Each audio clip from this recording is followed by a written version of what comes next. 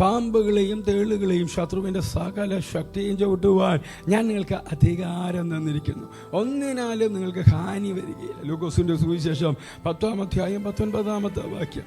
മെലിറ്റ ദ്വീപിൽ വെച്ച് വിറക് പെറുക്കുമ്പോൾ അപ്രതീക്ഷിതമായാണ് ഒരു അണലിപ്പാമ്പ് പൗലോസിൻ്റെ കയ്യിൽ കടിച്ചു തൂങ്ങിയത്. മാരകമായ ആ വിഷമേറ്റ് പൗലോസ് വീണ് മരിക്കുമെന്ന് ചുറ്റുമുള്ളവർ കരുതി. എന്നാൽ പൗലോസ് ഭയന്നില്ല, നിലവിളിച്ചില്ല. കർത്താവിൻ്റെ അമിത ബലത്തിൽ ആശ്രയിച്ചുകൊണ്ട് പൗലോസ് ആ ജന്തുവിനെ തീയിൽ കുടഞ്ഞുകളഞ്ഞു. വചനത്തിൽ പറയുന്നത് പോലെ അവന് ഒരു ദോഷവും പറ്റിയില്ല. ശത്രുവിൻ്റെ വിഷത്തിന് ദൈവദാസനെ തകർക്കാൻ കഴിഞ്ഞില്ല. ശത്രു നിങ്ങളുടെ കൈകളിൽ കടിച്ചു തൂങ്ങുമ്പോൾ ഭയപ്പെടരുത്. നിങ്ങളുടെ ഉള്ളിലെ ദൈവിക അഗ്നിയിലേക്ക് അതിനെ കുടഞ്ഞു കളയുക. നിങ്ങളുടെ സ്വന്തം ശക്തിയാലല്ല, കർത്താവിൻ്റെ അമിത ബലത്താലാണ് നിങ്ങൾ മുൻപോട്ട് പോകേണ്ടത്. അപ്പോൾ ഒരു വിഷത്തിനും നിങ്ങളെ ഇല്ലാതാക്കാൻ കഴിയില്ല. നമ്മുടെ ജീവിതത്തിലെ നിരാശകളുടെയോ രോഗത്തിൻ്റെയോ തകർച്ചയുടെയോ വിഷപ്പാമ്പുകൾ കടിച്ചു തൂങ്ങുമ്പോൾ നാം ഭയന്നു പോകാറുണ്ടോ?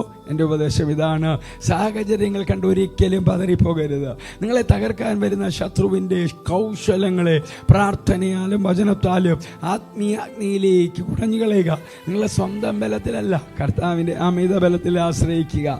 ദൈവം നിങ്ങളോടൊപ്പം ഉണ്ടെങ്കിൽ ലോകത്തിലെ ഒരു വിഷത്തിനും നിങ്ങളെ നശിപ്പിക്കാൻ കഴിയില്ല. നിങ്ങൾ സുരക്ഷിതരായിരിക്കും. നിങ്ങളുടെ വഴികൾ ജയകരമായിരിക്കും. ക്രിസ്തുയേശുവിലൂടെ നിത്യതയ്ക്ക് ഉതകുന്ന ഒരു നല്ല ദിവസം ആശംസിക്കുന്നു.